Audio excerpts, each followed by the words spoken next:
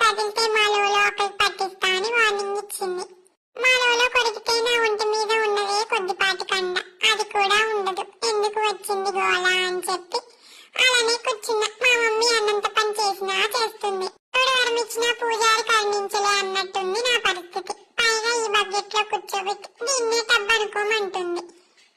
ఈ కోతి కూడా చూసారా నా పరిస్థితి చూసి ఎలా ఎక్కిరిస్తుందో బకెట్ లో కూర్చున్నా అని.